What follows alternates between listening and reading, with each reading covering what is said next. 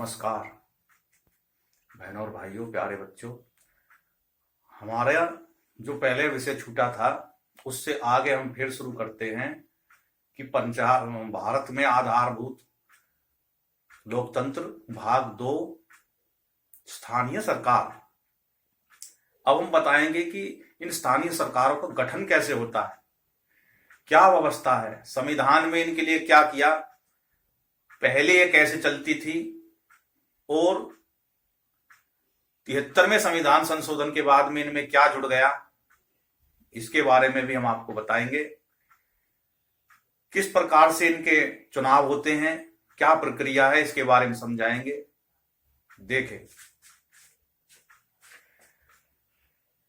तो इनमें जो प्रश्न जो बनते हैं वो कैसे होता है कि पंचायती संस्थाएं क्या है, उनके क्या कार्य हैं, शासन और लोकतंत्र में ये क्यों महत्वपूर्ण हैं। तो इस प्रकार से इनके सवाल बनते हैं और ये आईएएस लेवल में भी पूछे जाते हैं और अन्य जो परीक्षाएं होती है उनमें पूछे जाते हैं। छठी से लेके ये चालू हो जाते हैं पूछने। ऑब्जेक्टिव टाइप में भी इनके पूछे जाते हैं, सब्जेक्टिव में भी पूछे जाते हैं। बड़ा गहन विषय है। तो ये व्यवस्था जब भारत में संविधान बना उस दौरान भी थी, उससे पहले भी ये थी। मतलब भारत के मूल में है ये सब शासन जो है, भारत के मूल में है। राजा महाराजाओं के समय से, भगवान राम के समय से ही और श्री कृष्ण के समय से ही ये गांव में ये चली आ रही थी। क्यों, नंद बाबा जो थे वो भी गांव के मुखिया थे। और इसके उदाहरण भारत के पुराने मूलों में है। किस प्रकार से जो है श्री कृष्ण और भगवान राम जो हैं वो वहां पे जब वो गांव से गुजर के जाते थे तो गांव के मुखिया उनसे मिलते थे।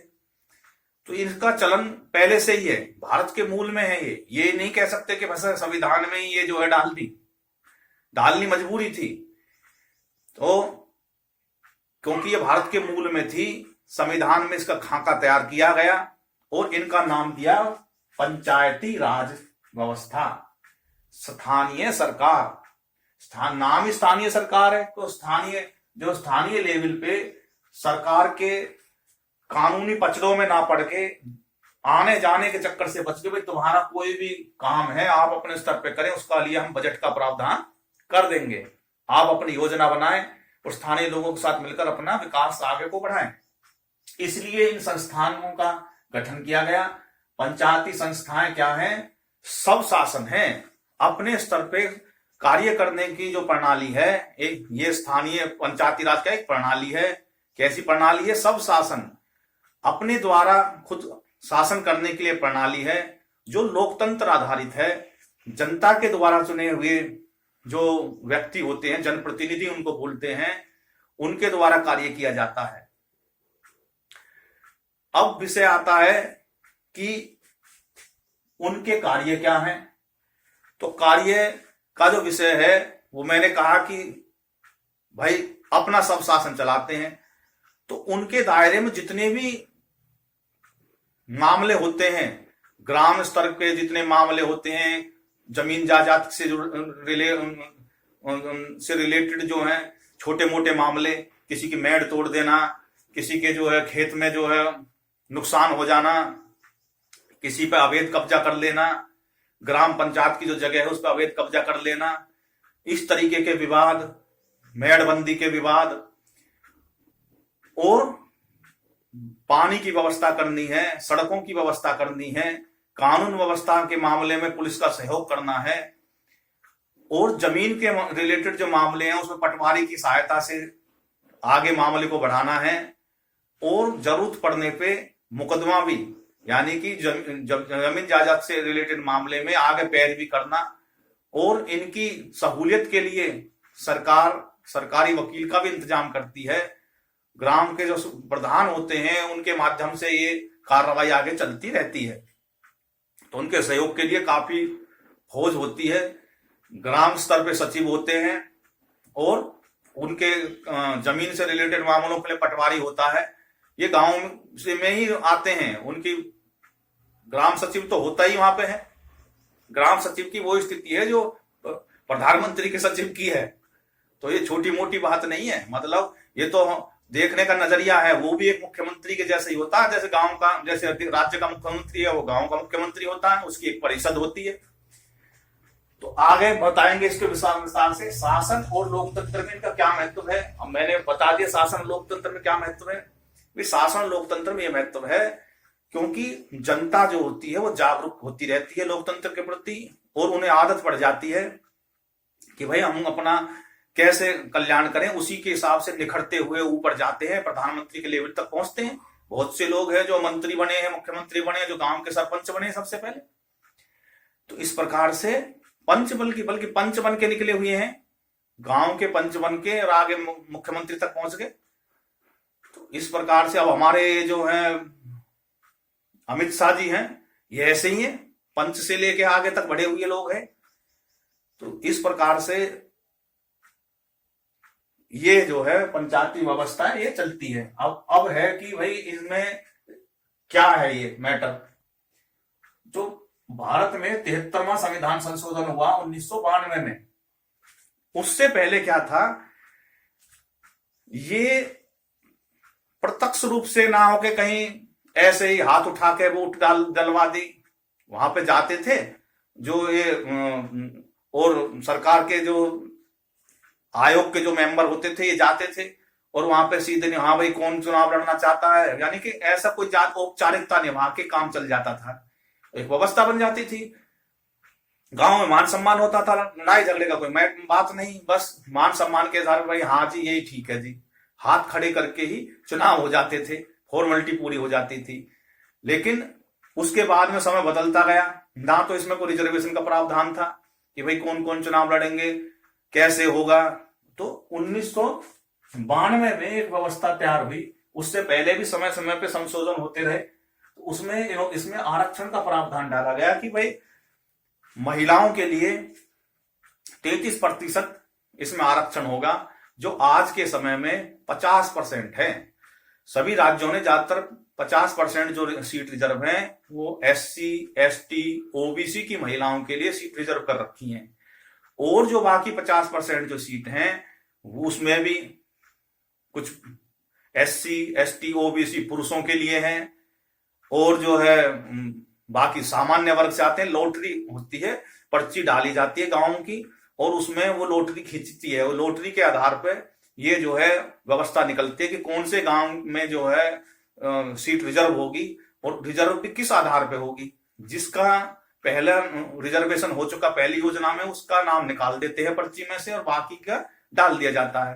तो इस प्रकार से लॉटरी सिस्टम से ये पर्ची निकाली जाती है और रिजर्वेशन तय कर दिया जाता, फिक्स नहीं है। जैसे केंद्र सरकार के मामले में, राज्य सरकार के मामले में सीट रिजर्व फिक्स होती है, ऐसे कोई सीट फिक्स नहीं होती, हर बार बदलती रहती है। तो ये जो 1992 में ये प्रक्रिया करी और धीरे धीरे इसमें सुधार होता चला गया। आज 50% सीट जो है महिलाओं के लिए रिजर्व है। तो 73वें संविधान संशोधन में ये हुआ, एक संविधान संशोधन करके राज्यों के पास प्रस्ताव भेज दिया, भाई आप अपने राज्यों में कानून बनाएं। राज्यों ने अपने अपने हिसाब से कानून बनाए। अब उस कानून में क्या होता है कि उसमें 3 स्तर की, जैसे पहले बताया मैंने, 3 स्तर की जो है पंचायत का उसमें बताया गया। जिला स्तर पे जिला परिषद होती है, और गांव स्तर पे ब्लॉक समिति होती है, ब्लॉक परिषद, और ग्राम स्तर पे ग्राम पंचायत होती है, कहीं ग्राम परिषद उसको बोलते हैं। जो ग्राम पंचायत होती है वो गांव लेवल पे होती है, कहीं छोटे गांव होते हैं तो 2 गांवों को जोड़ के एक पंचायत बना दी जाती है। और इनका चुनाव की जो प्रक्रिया होती है उसमें पहले बताया मैंने रिजर्वेशन होता है, और गांव को उसमें ब्लॉकों में, उसमें वार्डों में बांटा जाता है। जैसे हम आप MP MLA के में वोट डालते हैं तो वार्ड के हिसाब से वहां बूथ होते हैं, तो ऐसे ही वहां के जो बूथ होते हैं वो वार्ड के हिसाब से बनाए जाते हैं। गांव की जनसंख्या की वार्ड के हिसाब से, मोहल्ले के हिसाब से वार्ड बनाए जाते हैं। और वार्ड में एक मेंबर होता है, उसको कहते हैं पंच। ग्राम स्तर पे उसको पंच बोलते हैं। तो वो हर वार्ड में एक पंच होता है, और पंच और सरपंच किसी भी वार्ड का कोई भी आदमी पूरे ग्राम में सरपंच बन सकता है, बशर्ते उसकी वोटर लिस्ट में वहां नाम होना चाहिए। और जो वोटर लिस्ट जो होती है वो 18 साल का कोई आदमी हो, वो वोटर लिस्ट में उसका नाम हो सकता है। और कोई भी सरपंच जो है वो चुनाव लड़ सकता है, जिसकी उम्र 21 साल की हो वो चुनाव लड़ सकता है। एमएलए के लिए 25 साल है, उसमें 21 साल की उम्र का ही आदमी जो है वो चुनाव लड़ लेता है। पहले 25 थी, ये बाद में 21 करने की कर दी कई कई राज्यों ने। इस प्रकार से यहाँ पे युवा पीढ़ी को लोकतंत्र के दायरे में लाने के लिए कि भाई उनको समझ बूझ हो, नई पीढ़ी है, नया बुद्धि है, नई योजना के हिसाब से गांव का विकास करे, तो इसलिए जनप्रतिनिधि में ज्यादा युवाओं को भागीदारी के लिए इस प्रकार के प्रावधान किए जाते हैं। तो अब वो सरपंच की बता दी मैंने कि भाई गांव का कोई भी व्यक्ति हो जिसका वोटर लिस्ट में नाम हो, गांव की सरपंच का चुनाव लड़ सकता है। और उसके लिए क्या रिजर्वेशन के हिसाब से सीट रिजर्व होती है, बाहर जगह जगह कोई पुरुष के लिए होती है, कभी महिलाओं के लिए होती है, कभी एससी एसटी ओबीसी की महिलाओं के लिए सीट रिजर्व होती है, कभी सामान्य वर्ग की महिलाओं के लिए सीट रिजर्व होती है। ऐसे ही चलता रहता है। वोट पड़ती है, उनकी एक वोटर लिस्ट होती है पूरे गांव की, वार्ड के हिसाब से। जितने भी वार्ड गांव में वार्ड होते हैं उनका एक एक पंच होता है, और पंचों में से भी गांव उस मोहल्ले में से कितने भी चुनाव लड़ सकते हैं। उसमें एक वार्ड के लिए पंचों के लिए चुनाव होते हैं। तो बैलेट पेपर बन गए जब चुनाव होते हैं, तो अब तो वोटिंग मशीन आ गई, तो वोटिंग मशीन के हिसाब से चुनाव होते हैं। पहले बैलेट पेपर से होते थे, तो बैलेट पेपर में 2 बैलेट पेपर बनते थे, एक पंच के लिए और एक सरपंच के लिए। अब क्योंकि इन्हीं के साथ में ही ब्लॉक समिति के भी चुनाव होते हैं और जिला परिषद के भी चुनाव होते हैं, तो वहां पे 4 बैलेट पेपर पब्लिक को मिलते हैं। और 4 ही अब जो है इलेक्ट्रॉनिक वोटिंग मशीन ईवीएम जो है वो 4 वहां पे रखी जाती है। एक ऐसी जिला परिषद के लिए, जिला परिषद को भी ऐसे ही जो है पूरे जिले को वार्ड के हिसाब से बांट लिया जाता है। 20-20, 25-25 गांव पे एक वार्ड बना देते हैं। उन वार्डों पे एक मेंबर बनता है, किसी जगह वहां पार्षद बोलते हैं, किसी को उसका सदस्य बोलते हैं, जिला सदस्य। वो भी ऐसे चुनाव लड़ते हैं, गांव में जाते हैं, प्रचार करते हैं कि भाई हमको वोट दो। ऐसे ही ब्लॉक समिति के भी 3 से 4 जो है गांव के ऊपर एक वार्ड बनाया जाता है, और प्रत्येक वार्ड में ऐसे चुनाव होते हैं, उनका एक मेंबर होता है। और जब ये मेंबर जीत के आ जाते हैं, तो फिलहाल मैं ग्राम लेवल का ही समझाऊं, ग्राम पंचायत का ही नहीं, होच पोच हो जाएगा। तो ग्राम लेवल का चुनाव की मैंने बताया कि पंचों के सरपंचों का चुनाव होता है। चुनाव आयोग जो राज्य चुनाव आयोग होता है वो जिलों के हिसाब से अपने अफसर बनाता है, उनको जिला निर्वाचन अधिकारी बोलते हैं। जो जिले का डीएम होता है, डीसी होता है, वही जिला निर्वाचन अधिकारी भी होता है। उस समय पर उनकी ड्यूटी लगा दी जाती है, और सारा प्रशासन उस समय पे चुनाव आयोग के अधीन होता है, राज्य चुनाव आयोग के अधीन। वो जो है वोटर लिस्ट के हिसाब से पोलिंग पार्टी बनाते हैं। पोलिंग पार्टी में जो सरकारी मुलाजिम होते हैं उनकी ड्यूटी लगती है गांव में, और वोटर वहां पे बैलेट पेपर आ जाते हैं, इलेक्ट्रॉनिक वोटिंग मशीन आ जाती है। वोटर लिस्ट के हिसाब से जो 18 साल की उम्र का है वो अपनी वोट डालते हैं। वोट डालने के बाद उनकी जगह जो निश्चित कर ली जाती है ब्लॉक लेवल पे, वहां पे जो है खंड लेवल पे वहां पे सारी जितनी वोटिंग मशीनें होती हैं वहां इकट्ठी कर ली जाती हैं, और वहां पे गिनती की जाती है। और जो भी निर्वाचित हो जाता है, जो जिला निर्वाचन अधिकारी होता है, वो उसका प्रमाण पत्र दे देता है, और इस प्रकार से वो अपना कार्य शुरू कर देता है। ये गठन है। ऐसे ही ब्लॉक समिति के में भी ऐसे ही है, वार्ड के हिसाब से वहां पे मेंबर चुनाव लड़ते हैं। उनकी भी वोटर लिस्ट, जो गांव की वोटर लिस्ट में जिनका नाम होता है वही उनके वोटर होते हैं, और वो भी उन्हीं के साथ में एक वोटिंग मशीन लगाती जाती है, वो भी अपना उसमें वोट डालते हैं। ऐसी जिले लेवल में क्या होता है कि 22-23 गांव के ऊपर एक वार्ड हो गया, और वहां भी ऐसी रिजर्वेशन होता है जैसे ग्राम पंचायत में होता है। कोई महिला के लिए, एससी के लिए, ओबीसी के लिए रिजर्व सीट होती है, और सेम प्रक्रिया होती है। इनके वोट एक साथ खुलती रहे, और अपने अपने वे पार्षद बनते हैं। अब चूंकि गांव में तो क्या था, पंच और सरपंच के लिए चुनाव हुए, तो गांव में जो पंचायत का परिषद का जो गठन होता है उसमें क्या होता है, सरपंच तो डायरेक्ट चुनाव उसका होता है, और एक होता है उप सरपंच का जो चुनाव होता है पंचों में से ही कोई एक, बाद में उनकी भी वोट आपस में वोट पड़ती है, कोई सर्वसम्मति से बना लेता है, वरना पर्ची डाल के चुनते हैं। तो जितने भी पंच आते हैं उनमें से एक बन जाता है उप सरपंच, और बाकी पंच रहते हैं। पंच, सरपंच और उप सरपंच और सचिव, इन मिलके बनती है परिषद, ग्राम परिषद उसको बोलते हैं, ग्राम सभा। और ग्राम सभा में कुछ जो वार्ड के हिसाब से जो लोग होते हैं वो भी इकट्ठे होके आते हैं। तो साल में उनकी, जैसे संसद का सत्र चलता है सदन में, विधानसभाओं में और संसद में, ऐसे ही उनके भी सत्र चलते हैं, उनको बोलते हैं ग्राम सभा। और उसमें योजना बनाते हैं, योजना के प्रस्ताव लाते हैं, कोई पंच लाता है, कभी सरपंच लाता है, और उस पर बाकायदा चर्चा होती है, गांव लोगों की भी सहमति होती है जो परिषद में, जो पंचायत में आते हैं। और उनके बाद में वो योजना पास होकर सचिव को दे दी जाती है, सचिव उसको आगे स्तर पे, सरकार के स्तर पे उनको पहुंचा देते हैं, ब्लॉक में दे देते हैं। ब्लॉक वाले का चैनल जुड़ा होता है, सीधा शासन के पास में, राज्यों के पास में पहुंच जाते हैं, और वहां पे जो बजट होता है उसके लिए एलोकेट हो जाता है और वो अपने कार्य करते हैं। इस प्रकार से शासन व्यवस्था ग्राम पंचायतों में होती है। अब ब्लॉक समिति में कैसे होता है कि जो ब्लॉक के जितने भी मेंबर बन के आते हैं, ये बाद में इकट्ठे होके उसके ब्लॉक के मुख्यालय पे वोट डालते हैं। वहां भी एक आदमी उनका अध्यक्ष बनता है, उसको ब्लॉक अध्यक्ष बोलते हैं। और या तो सर्वसम्मति से बन जाते हैं वरना वोट पड़ती है।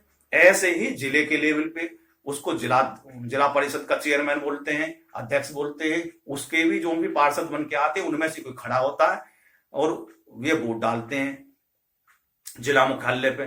तो इस प्रकार से ये चुनाव होते हैं, इनका गठन होता। फिर इनके कार्य भी अलग अलग होते हैं।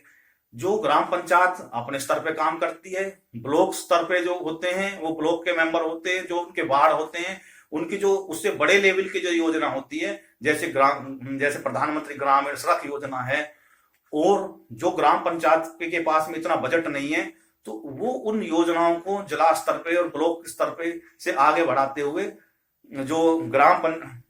जो पंचायती मंत्रालय होता है वहां तक पहुंचा देते हैं, और वो अपना बजट उसके लिए अलग से होता है। और ये ब्लॉक समिति के मेंबर और उनके अध्यक्ष और ये जिला पंचायत के, ये सब इकट्ठे होके उनमें ब्लॉक अध्यक्ष हो गए, सारे ब्लॉक अध्यक्ष और जिला पंचायत का चेयरमैन, MP, MLA, ये सब बैठ के उस जिले में एक विकास भवन होता है जिले लेवल पे। उसका जो अफसर जो होता है वो ADM होता है, कहीं ADC होता है। उसके लिए वो वहां बैठते हैं उनके साथ में, और उनकी मीटिंग होती है, और पूरे जिले के विकास के लिए, ग्रामीण विकास के लिए मॉडल तैयार करा जाता है, योजनाएं बनती हैं, प्रस्ताव होते हैं, और प्रस्ताव वहां से पास होके और राज्य के पास में पहुंचा दिए जाते हैं। उसका बजट आवंटन होता है। और बजट अब तो क्योंकि इन जो केंद्र सरकार जो चली हुई है पारदर्शिता से चलती है, वो सीधे पंचायत के खाते में डाल देती है, और उसके लिए भी प्रावधान है कि भाई किस योजना के लिए मद में आया तो उसी मद में ही वो पैसा खर्च होगा, वरना वो ऐसा कैसे पड़ा रहेगा। तो इस प्रकार से शासन व्यवस्था बड़ी पारदर्शिता से चलती है। जो भी कार्य होते हैं उनके टेंडर निकाले जाते हैं, उन टेंडर के हिसाब से अब तो टेंडर का प्लान चला हुआ है, कंप्यूटर के माध्यम से टेंडर निकलते हैं और वो कार्य करते हैं। तो इस प्रकार से ये तीनों व्यवस्था से अपने अपने जो स्थानीय मुद्दों के जो काम होते हैं, स्थानीय लेवल के काम होते हैं, वो डेवलपमेंट करा जाता है। तो इस वीडियो में मुझे बताने का जो पर्पस था वो पूरा हुआ कि भाई किस प्रकार से इसका गठन होता है, कैसे ये कार्य करते हैं, कार्य भी इनके बटे होते हैं। ग्राम पंचायत का बताया मैंने क्या क्या कार्य होते हैं। जो मूलभूत जो वहां के जो काम होते हैं वे होते हैं। ग्राम पंचायत वाले जुर्माना भी लगा सकते हैं, इनको पावर बड़ी ज्यादा मिली हुई है। गांव में हाट है, मेले हैं, ये लगाने के लिए उनको जो है परमिशन लेनी होती है, वो टैक्स भी लगा सकते हैं। चूल्हा कर होते थे पहले, इस प्रकार से ब्लॉक समिति वाले भी कर लगा सकते हैं ब्लॉक लेवल पे। तो खैर हमारा जो काम था वो बेस बताने का था।